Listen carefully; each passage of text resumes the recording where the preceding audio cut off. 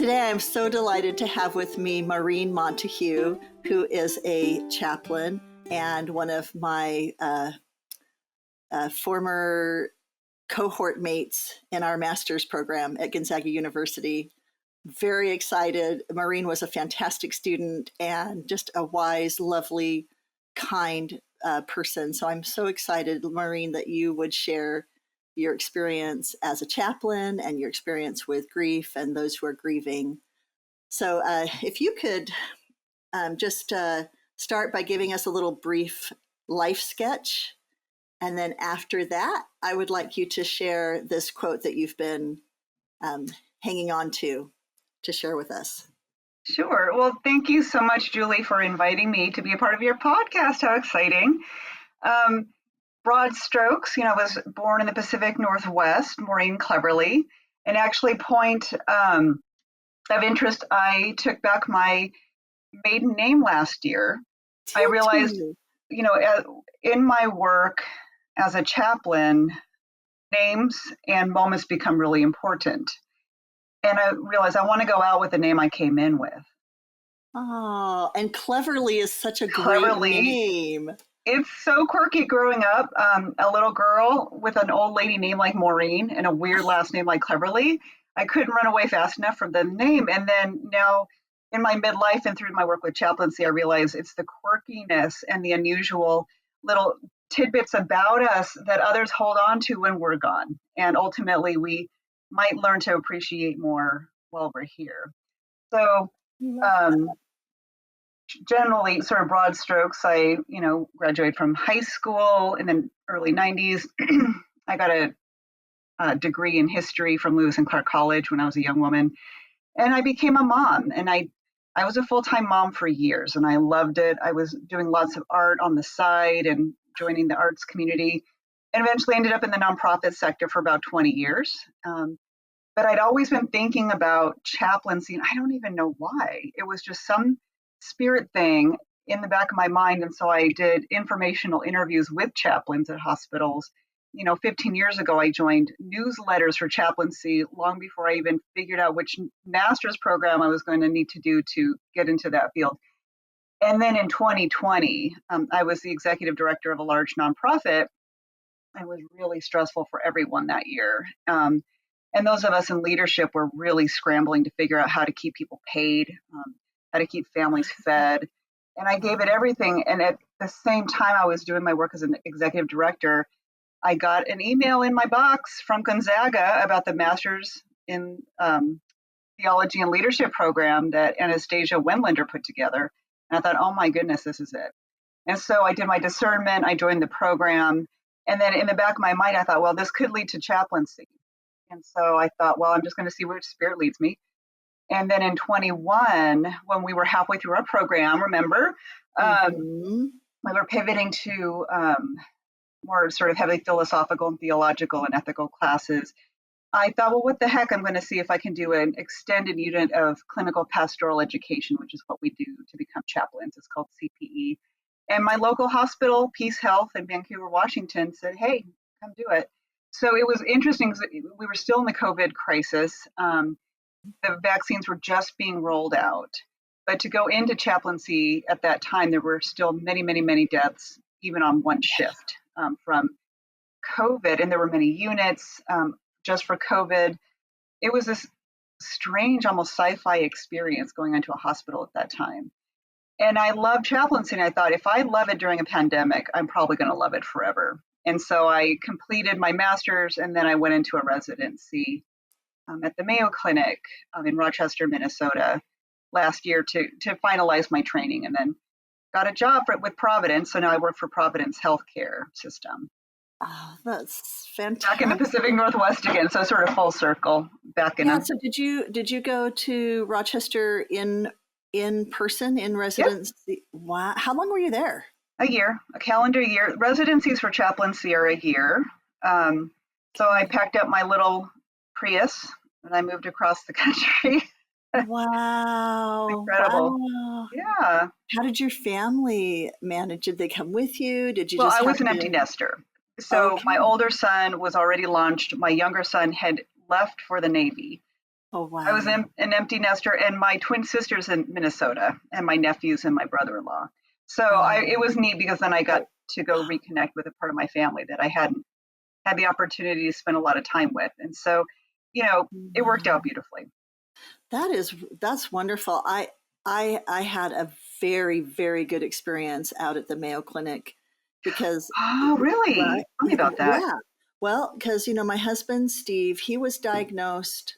Well, he first started getting sick in about 2006, Hmm. and he was a physician. So even as a Right. physician, with the knowledge and the background, and the connections that he had, he could not get a diagnosis for the symptoms he was having for about Oh, a year and a half. oh my goodness. It was so precarious. I can remember a good friend of his, who's an oncologist, really encouraged him in a certain direction. And he also happened across a clinical study being done by two hematologists at the Mayo Clinic there. Hmm.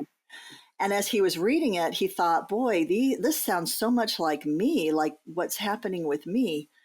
And anyway, but I remember taking him there in a wheelchair because he couldn't walk far enough just to walk through our tiny little airport in Spokane. He was so sick. And, we just, we, it's an interesting thing watching somebody just alter. He was an athlete. He was super healthy and just really was so sick, but had an amazing experience at the Mayo Clinic. And the reason I think it was so amazing is because it was so collaborative. Exactly. The entire process is a collaboration of all of the specialties that could possibly be involved in his condition.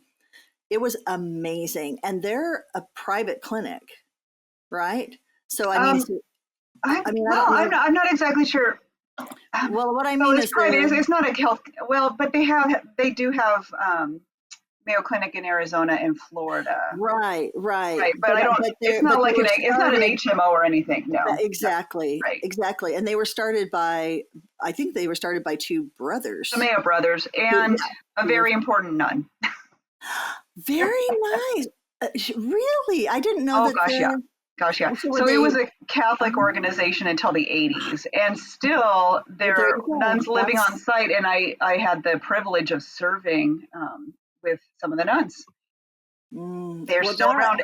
Yeah, that part of doesn't the surprise me at leadership. all, because that aspect, that spiritual aspect, and that care for the sick and the poor, Exactly. that just is right in line with everything that we had in our Jesuit education, right, at Exactly. Gonzaga. Oh my Exactly. gosh, that doesn't surprise me. Anyway, that was and I said my husband was a physician, so he practiced medicine, but it was really impressive to see all these clinicians from different specialties come together to help him.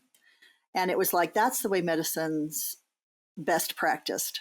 Exactly. And the mantra there is patient first, patient first.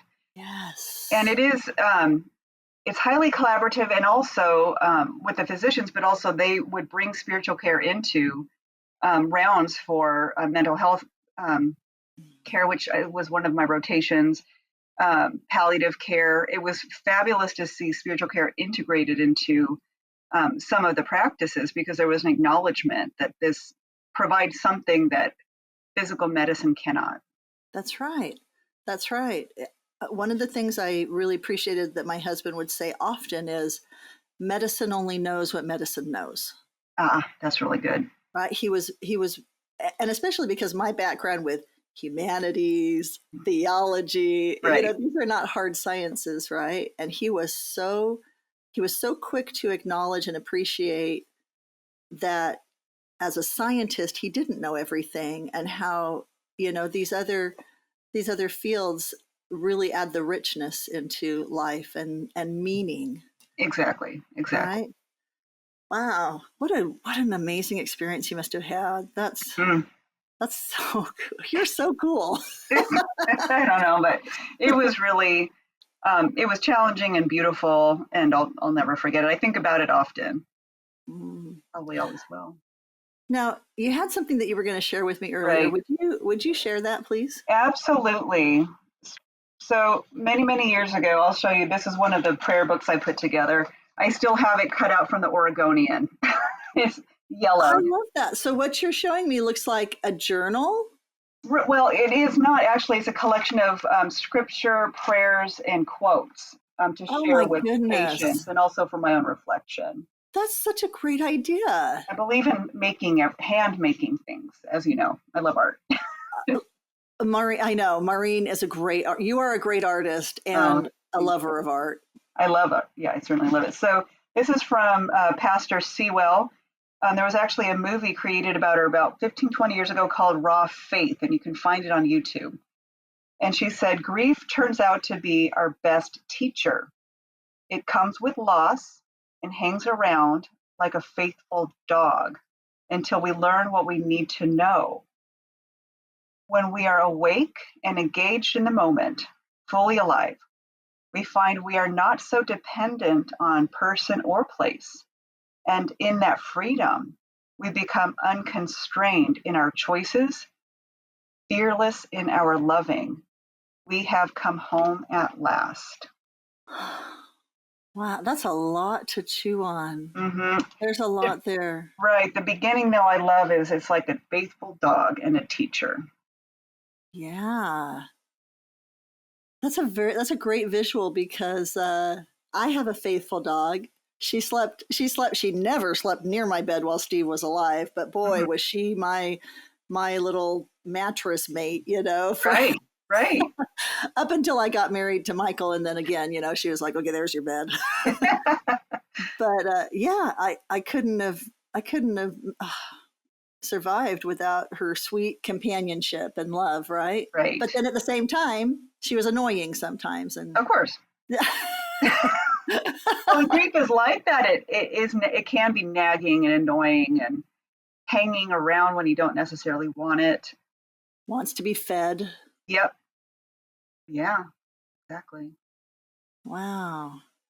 What do you take from her quote? What stands out to you besides the Well, the the beginning of the quote I think is pretty universal. I think what she learned was the second part of that quote. So that's what she took away, that she was not so constrained to place or people, that she could love fearlessly. And as a pastor, pastors move around a lot. I think that's really appropriate for that vocation.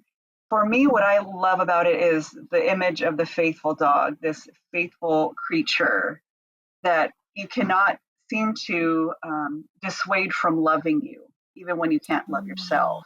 It'll still love you.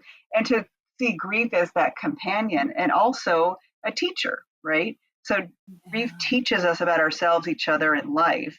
And my wondering theologically is that is part of the reason God created us, was to be constant learners, and one of our great teachers is the grief that we feel. And then theologically, again, Jesus assuring us this is not the end. That's right. And so And the resolution to the grief. yes. Yes, that's right. And understanding our grief on not just a spiritual level, but on an actual physical level. Right. I know sometimes I think about how, he lost Joseph Right. before he had his great mission, his Mm-hmm. great commission, right? Mm-hmm. And how that must have informed his compassion. Right. Right. And his wisdom. Yes. Yes. Oh, I like that. That's so great. So, what has been your experience? What's been your personal experience with grief? Mm-hmm. And then let's talk about how that feeds into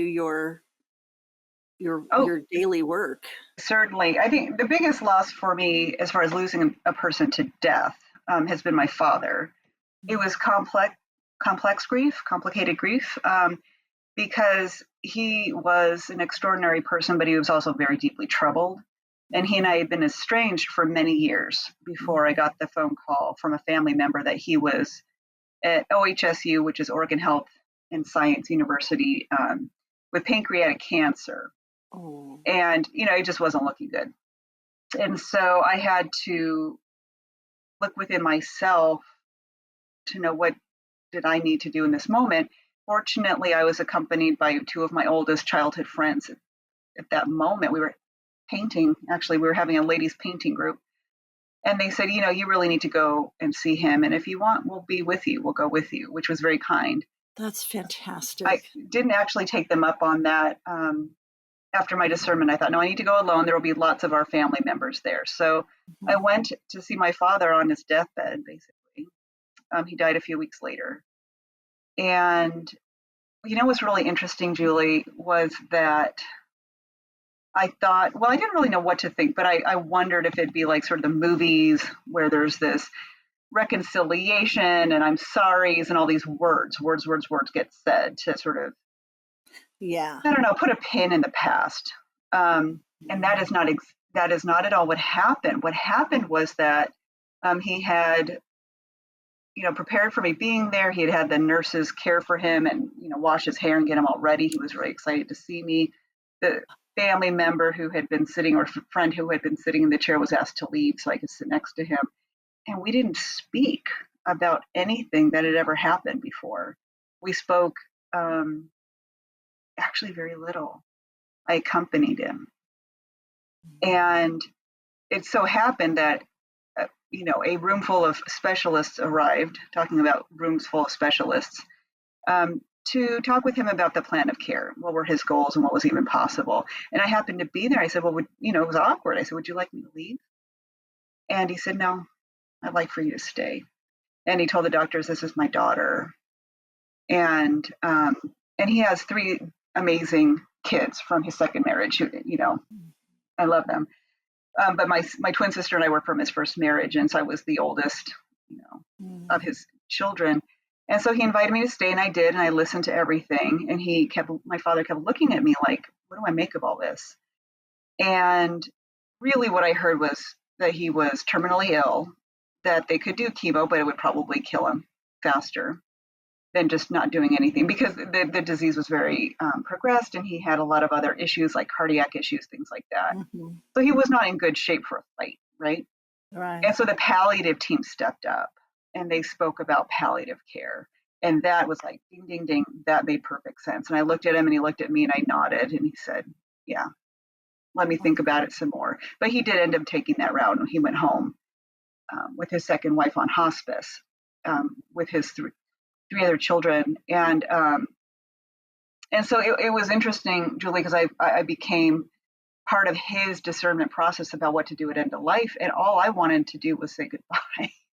And when we are gracious in those moments, spirit moves through in ways that we cannot anticipate. I learned from that experience. And then he went home with his family and he passed. And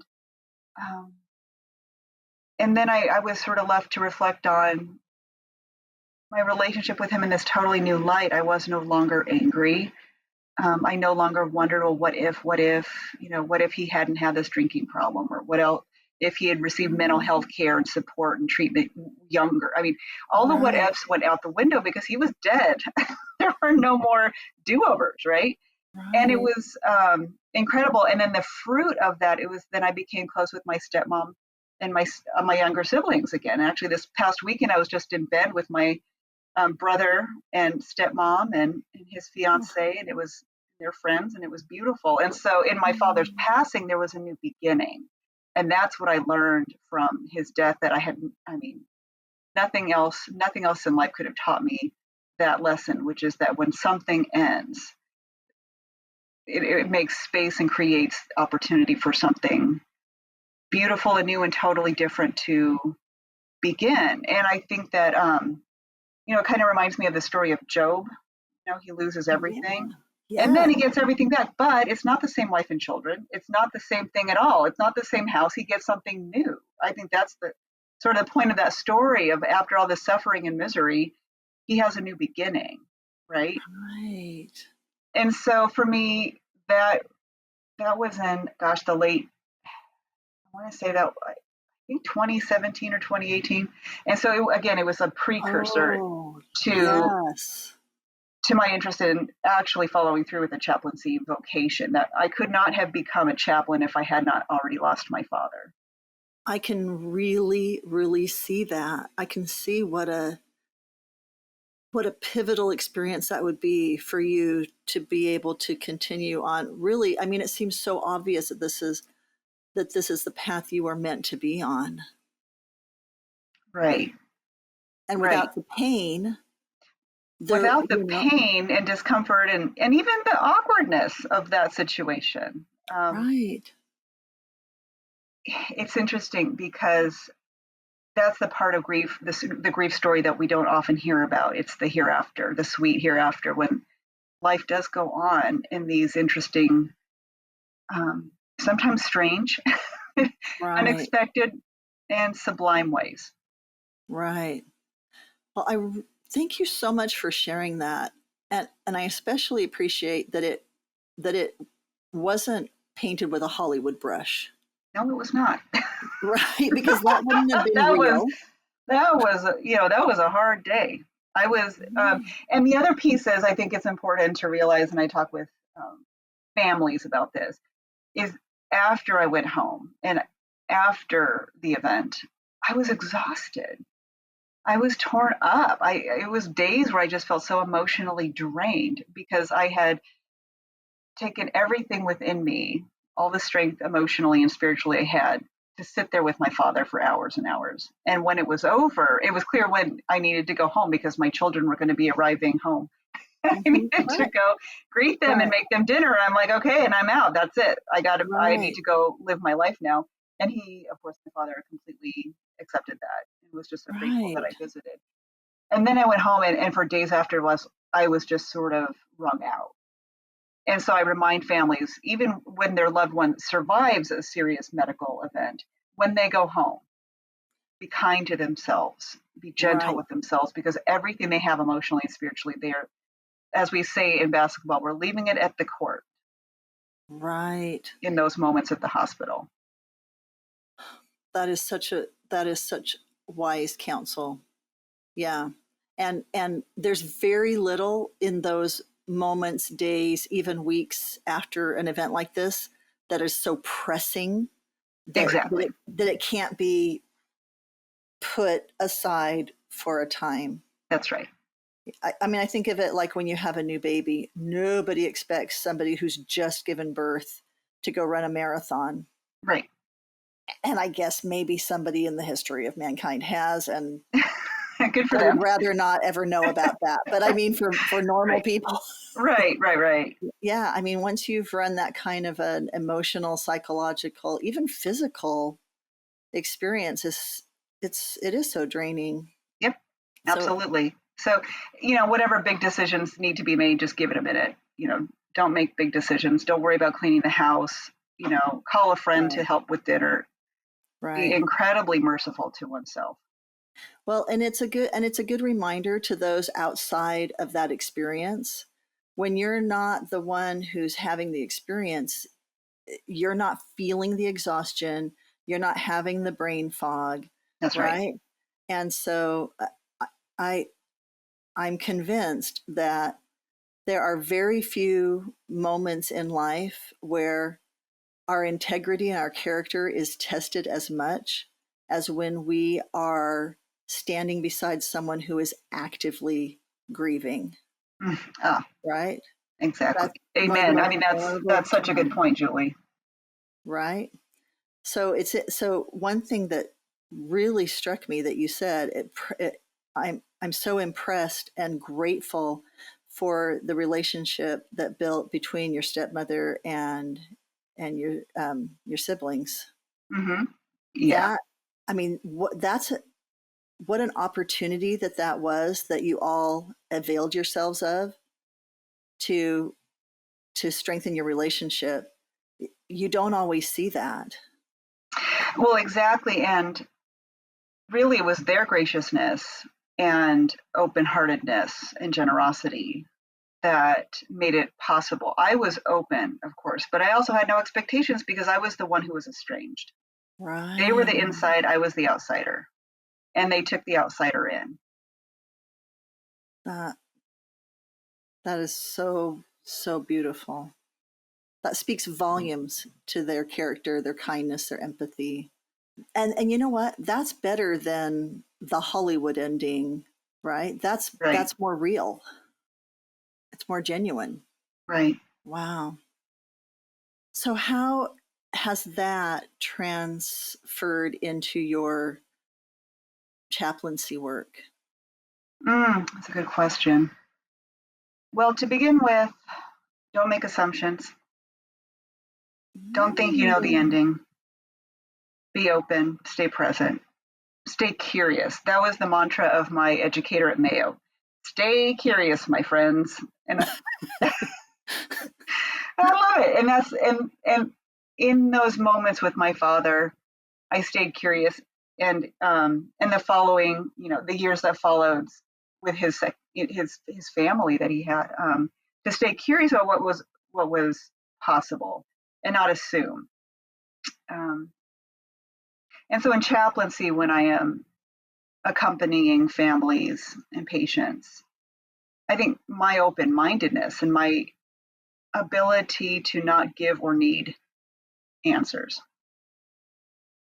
So can you demonstrate Good what that fit for looks that. like? It's a good fit for the vocation. So, um, what I can offer a family, let me think about just in the last few days, what I can offer a family whose loved one is becoming very ill and end of life is just, what I do know about the death and dying process, which is common knowledge, right? We have books about it. We have pamphlets that we give folks.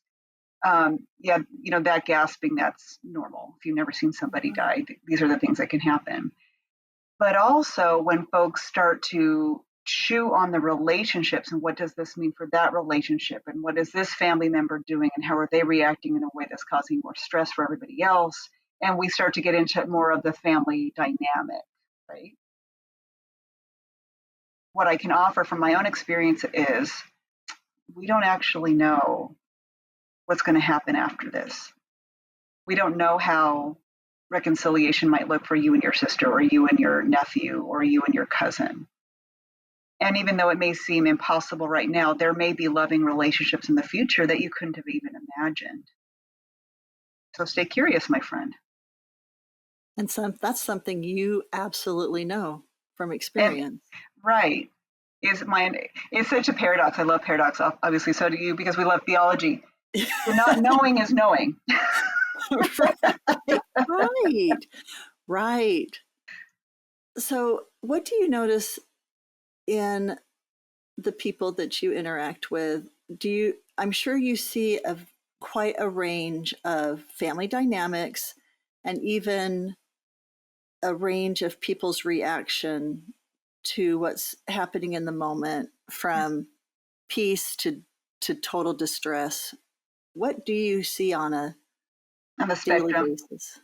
Um, what I see can be anger, frustration, people who are grieving, taking out their pain on each other. I see occasionally, not often, but occasionally, somebody who processes the pain of their grief by drawing a lot of attention to themselves and their behavior. Mm. Mostly, though, what I see, people rise to the occasion and they find the courage to be present and loving and kind. Sometimes, occasionally, I see something that just blows my mind and I love, which is a family who has done their work emotionally, either through therapy or faith or however they got there, or their own inner wisdom, and they can celebrate the person's life even as that life is ending. I was walking down the hall and there was a family who was preparing. It was the end, and the family was present, and the person was comfortable, and the nurses had done a beautiful job. And I heard, I think it was Led Zeppelin's "Stairway to Heaven" coming in the They were room. playing it. The family was playing this. The patient wanted to go out, listening to their favorite song, and that's what happened. And the nurse and I were looking at each other like, oh my goodness, now that's cool. This person had known that they were sick, they had planned their own passing, and they had created a memorable, sad, very sad, but also whimsical and kind of funny and tongue-in-cheek a little bit. It was, Uh-huh. it was astonishing. Sometimes people just absolutely amaze me at their courage to face the great mystery with Right. dignity, with their own personal identity intact, with their wishes being honored. Those I feel like those are truly, truly the lucky ones, Yeah, I agree. because I mean, I'll just be honest, nothing drives me more crazy still, to some extent, than that obituary that says, surrounded by his loving friends and family, which is exactly the scenario that you're Yep. talking about. Hmm. Because, of course, Steve's passing was traumatic for me because he died in the middle of the night while I was sleeping. Right, right, right. And, and then it's 911 call, ambulance, oh, Right, and that is so much more common, frankly, than the well orchestrated. I mean, that's very common. right. Very common. Folks who are found in their home, folks who go into the hospital for one reason, and then And then they everything, spiral their physical down. health falls apart. That is really, um, it's not uncommon, and the trauma, I think, is really important point to bring up, because much of people's grieving that can become complex over time and hard to move past is because there was a trauma associated with it. It was not anticipated. Can you speak a bit to that, to what complex grief is, what it looks like? What do you know about that? So complex grief. Well, let me talk first about what's sort of typical as Okay. we when we were in a hospital setting. What chaplains, at least the way I was trained in Mayo, we actually provided classes about grief and what you can sort of expect, and the acknowledgement first that everybody's got grief, because grief comes not only with the death of a person, but also loss of a job, divorce, Yes. estrangement, um, loss of good health or money. Grief can come from a lot of life events. However, when we lose something important to us, especially a person, the first phase is sort of they call it disorganized, where it's a mess of feelings: anger, frustration, sadness, Yeah. all these different mess, and then Confusion. interspersed with laughter and humor and reminiscence. And so it's a big gory mess, right? And so we call it Mhm. disorganized. When we've moved past that, it becomes more organized. It's a little bit more predictable. It's less like the stomach flu where you're all of a sudden overtaken and in the bathroom for no reason Right. at all, which is where disorganized grief is. It's impossible to control. Then it becomes more controlled or more predictable. And is When there something, a typical timeline for that? nope. Okay. I mean, people can say yes, it's a year or two, but in my experience as a chaplain, um, each person is different, and that's the most important thing to remember, that each person is different. Okay. And so So when I've you're spoke dealing with somebody who's grieving, they could be in a state of disorganized grief. exactly. Or okay. Right, right, right. And usually disorganized grief, that one does move past. And then it'll be when you do the process, right? When you feel the feelings and you talk about them and you reach out for help. And then it becomes more organized and predictable, when you're being triggered. Okay, that triggers me. That is Yes. making me feel really sad. And I know I'm sad because I lost this person and this is reminding me of it. As a chaplain, when I'm working with staff, I often look for that. Is this staff person being triggered by what's happening with this patient and their family? Okay. And then Because eventually, they are bringing their grief to of work course, as well. of course. And then I talk with them if they're wanting to talk with Yes. me. And then the final stage is that you can see this big emptiness in your life and you'll always feel that. However, you have moved on, you can see all the other wonderful things in life.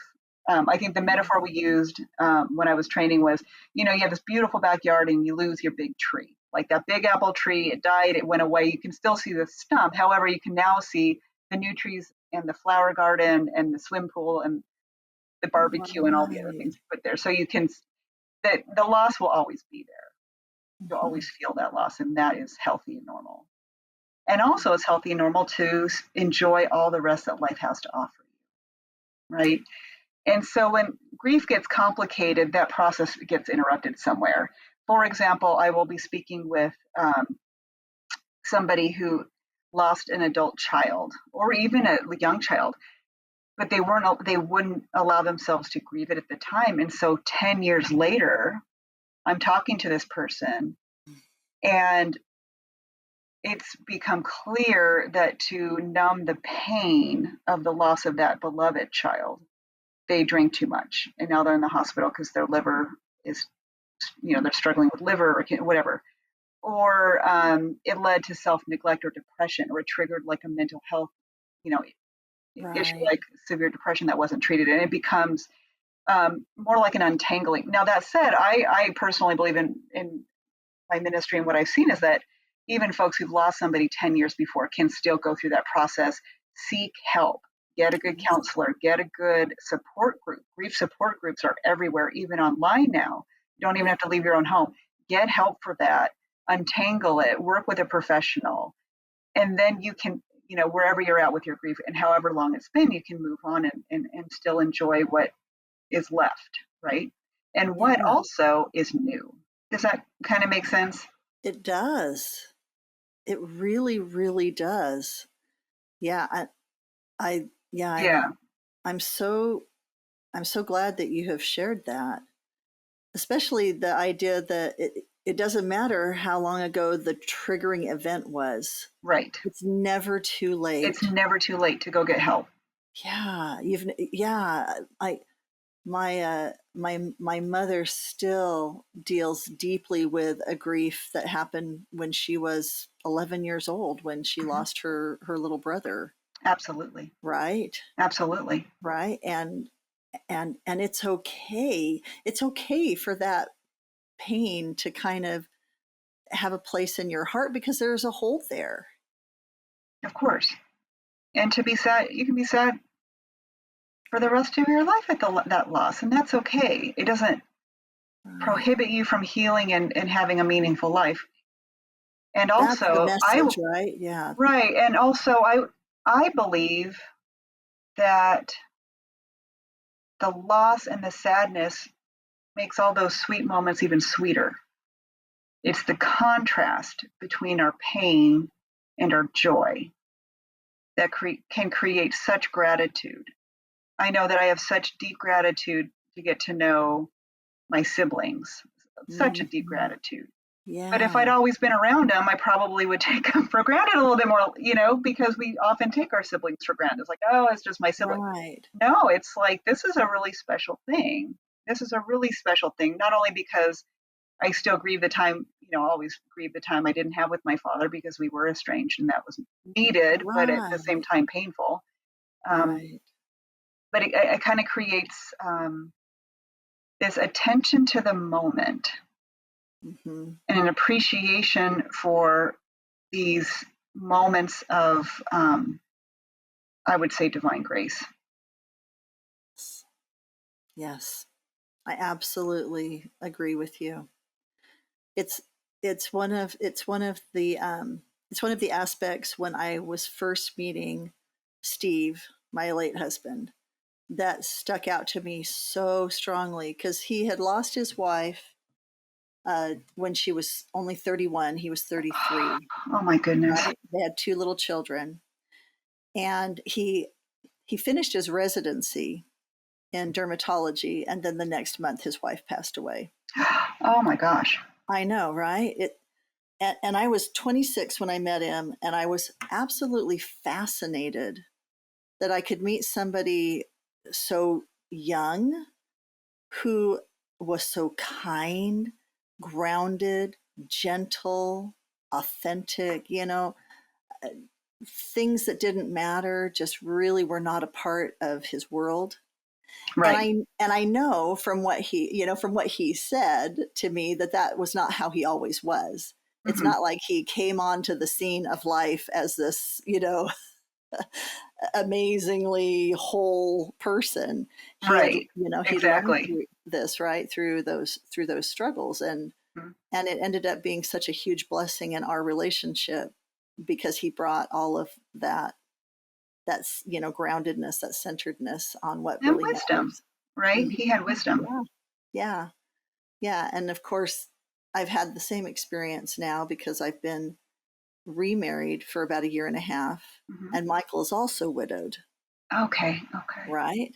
And so there's been a sweetness to that relationship we have with each other, in this understanding of the pain of Mm-hmm. loss that we both have experienced. Right. Right. And so it's interesting how that those mutual experiences of pain have actually helped paint a picture of a great amount of joy Yes. and love. Mm-hmm. Right. Mm-hmm. The contrast angle is really interesting because as an artist, uh, I know that you know this. I've taken art lessons, and one of the interesting aspects is, as my art teacher would tell me, uh, that you have to make these pretty dark edges in Mm-hmm. order for something to pop out. Exactly. That's exactly right. Right. And Mm-hmm. and in my mind, when I was trying to do that, she's like, put more color, darker, darker. But it's a fascinating idea that when you're putting it on the page, it feels like, really, this is almost black. Mm-hmm. That's And right. yet now I can see the subtle pinks and yellows and blues and undertones, right? Exactly. Well, exactly. It's about contrast, right? And so the shadow makes the highlight sparkle. Yeah. And that's with our lives as well. And that's exactly how it is with our lives. And of course the finality to our lives, that is also what gives meaning and purpose, is that it will not go on forever. That there will Right. be an end date for all of us. Right. We have all two things in common. We were born and we will die.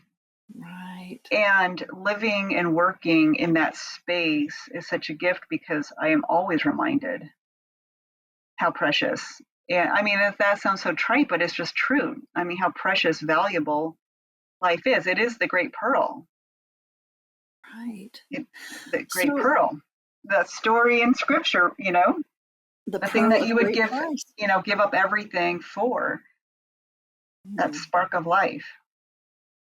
Yeah. And once you've lost someone, you would give everything for one more day. That's right. Right. That's right. And so how much more comforting or purposeful a life to live that as if each day could be the last. Mm-hmm. I feel like that was a gift that Steve and I had with each other, that even though his passing was so traumatic for me and I still miss him every day, still love him, I really truly didn't have unresolved issues with him. And I think it's just because from the first day, it was very purposeful.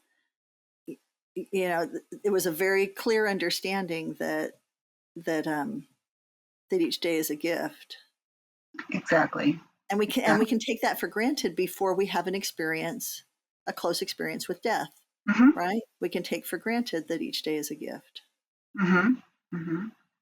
But going back to your experience with your father, I'm so grateful to hear that despite the estrangement, you were able to have some kind of peaceful connection, some kind of resolution Mm-hmm. before he passed. That's an amazing gift that I think really comes from God. I agree. I agree. I felt the stirring of Holy Spirit through that whole day.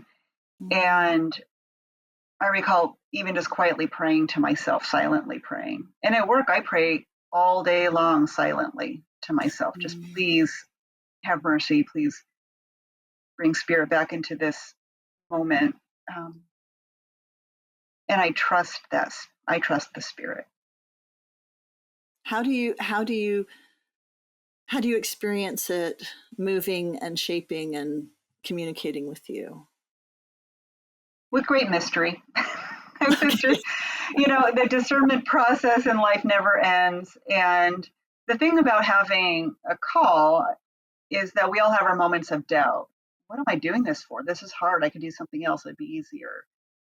And so when I do have those moments of doubt or wondering, or simply, witnessing something, especially in the emergency room, that is just overwhelming, I call on Spirit. Okay, I listened, God. I followed the Spirit. I followed the stirrings in my heart as we are instructed to do as Christians. Now what? Help Right, me. right. And it's changed my relationship with God tremendously, because I feel that I am more in a partnership with God Mm, I love than that. right than how I experienced it before, which was that God was this remote, omnipotent thing. That is not so much the case for me anymore. Now God and I are in partnership, we're in a relationship. And I do feel when I am at a loss of what to do or say, I can go back into silent prayer and the answer will be revealed. And I can trust that answer. I absolutely love that. I love that because I think for a lot of people that that is their experience with God, or their perception is Mm-hmm. that it's this far off, unapproachable mystery. Right. And yet, Yeah. and that's not very powerful, is it? I mean, it's not personally transformative or powerful. Oh, tell me about that. Right. Hey, no, seriously, that's a really great point. What do you mean? I mean, really the opposite. When we take that opposite of what it's like when you can feel that partnership, that real relationship, Mm-hmm. Mm-hmm. you are partnering with omnipotence. We're partnering with power. You're partnering with perfect compassion. So in Mm-hmm. your imperfection, your partner, you are yoked, right, Right. with the most compassionate being. And that changes everything because now you're seeing just a glimmer of the lens through which the divine sees everything. And you can't Exactly. really experience that when that relationship is so far away, Mm-hmm. right? Mm-hmm. You can worship in that direction. I mean, in our program, it's kind of around the lines of the Christology, Mm-hmm. that we learned about. You can look up and worship and be grateful and astounded by the beauty and amazement. But I do think that it is so it's so personally transformative and powerful to have that relational aspect, Mm-hmm. right? Mm-hmm. Because for me, that's where the real peace can actually enter in, Right. right? And also when we're in relationship, we're vulnerable. So if God is somewhere out there, then we're not vulnerable. And then I do think that folks can fall prey. I know I certainly have to pride, right? Well, I believe the right Yeah, things. I think the right things. It's in my head and I'm thinking yes, properly. yeah, However, when we open ourselves up to an actual authentic relationship with God, that comes from the heart first. mm-hmm. And we are exposed in all our vulnerability, in all our confusion and pain, in all of our brokenness. Right. Only then do we feel the true power and stirrings of spirit. And Right. like you're saying, compassion and mercy. Then you can feel God saying, I see you in all Yeah. of the unflattering lights that Yes, you may see yourself. And I also see you in your strengths. And you know what? I made you and I yes, love you unconditionally. You are loved. yes, I agree. And I think the more I feel that love, the more I am able to see that that is how everyone else is also loved. Exactly. Everyone else is also valued. So now my whole worldview around about my brothers and sisters, Yeah. instead of strangers, and Hmm. you know, I, There are no strangers. There's only Right. us. Right. Right.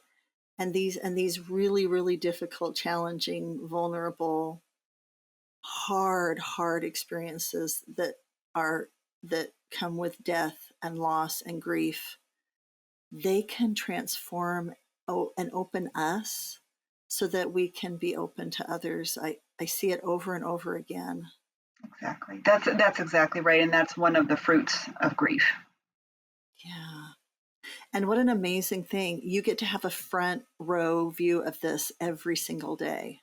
Mm-hmm. But It's a privilege. It is a privilege. Yeah. do you ever get overwhelmed? Do you ever feel like you need a break the from the hard, from the grief? Mm-hmm. What's Of that like? of course, well, I have a number of things I do to ground myself and rest.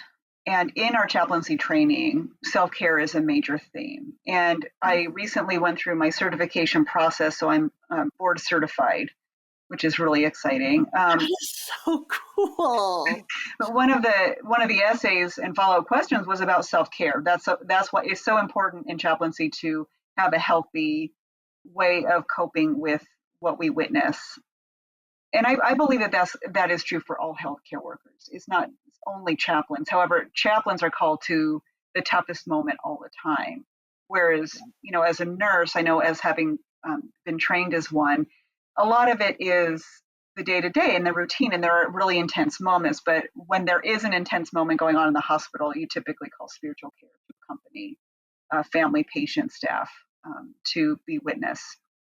And so when I go home, there is decompression. Honestly, sometimes it's just watching TV. I stream Right. TV.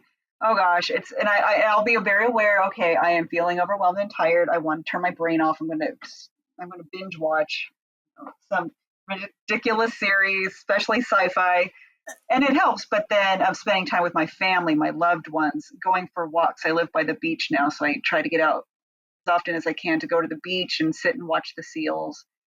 And so nature is really important for self-care. Sleep, that's the biggest thing. I tell you what, Julie, is just making sure that I have good sleep hygiene, that I get enough Yeah. rest. Because when Yes. we're asleep, of course, our brains are physically recharging and Yes. healing. Um, so, yoga and all the things that we do individually that kind of feed our spirit. I don't do as much art as I wish I did, but I'm trying to get back into it now. More painting and things like that. Because when we're being creative, when we're in that creative space, there's nothing off limits. And it's a safe and comfortable way to process whatever I've seen or witnessed or whatever's heavy in my heart. And the other thing is just, talking to other chaplains. That's a big part of it, is debriefing. If something big happens, I do lead debriefs and I will participate in a debrief to just say what I Right. saw. And there is a growing awareness of trauma informed care in the hospital setting, where if a staff has just witnessed something awful, you send in a chaplain or a counselor to talk with them at least once and maybe 2 or 3 times, because the more we talk about the trauma we've seen, the less impact it'll have on us and the more healing we can do more quickly. So I try to keep the sort of the awareness of trauma informed care in my self care practice. I appreciate those are great suggestions. I really, really appreciate that. Our oldest daughter, when she was about 17, was in a really serious car accident, and she ended up at Sacred Heart Medical Center here in Spokane, which is a trauma one, Right. facility.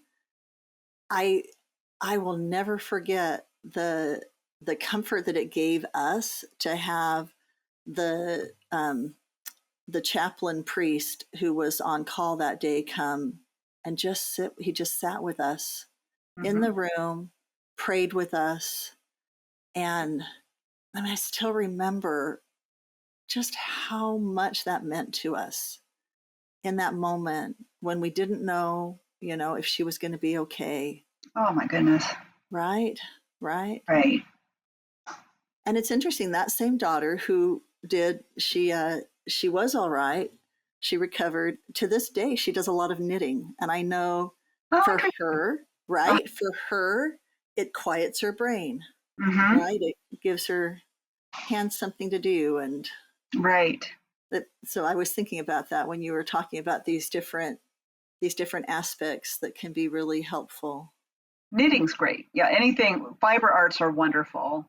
They're very Yeah. nurturing. It's soft, but it's also very spatially challenging. You need to be really paying attention. Yes. Keep, Yes. And when you're paying attention, you can't be thinking too much about the stuff that was so hard. It does it gives you a break. It gives your it mind a does. break. Absolutely. Wow. Oh, this has been such a fantastic conversation. I am so, so grateful I'm grateful for everything that you have learned and that you've been able to share just this tiny little sliver with me. Well, thank you so much. This has been such a pleasure to connect with you in this totally different way. We were students together, and you're such a high achiever. The whole group was high achieving. It was, oh my gosh, what a bunch of really smart, engaged theologians. And this is really wonderful to see your next chapter, and you look great, and you are Yeah. so happy. You're just beaming, I Julie, and this know. is so Well, good. I know it's really amazing, right? Because you were there. We were all there together Whew. for some pretty hard things. I know mine wasn't the only thing the only big event that happened during our program, but I always felt like it was really good lab work for what we Oh, were yeah, going well, to do. exactly. Do you really believe these things? Yeah, Do you really have faith? Do you really have a relationship with the yeah, great mystery? yeah. So before we close, would you just share with me what you think it means to grieve well? Oh, that's good. That's a good question. I feel to grieve well, we must be true to ourselves and our own personalities and our own callings. To grieve well, we need to be who we really are without masking, without pretense, and lean into the brokenness, lean into the vulnerability, be safe in ourselves and merciful with ourselves. And when we do have a bad day or an angry moment or we say something we regret, grace, compassion, self forgiveness. Be good to yourself. It's hard work. Thank you. Words of wisdom. I really appreciate it. My Thank you so much. pleasure. My pleasure. Thank you, Julie.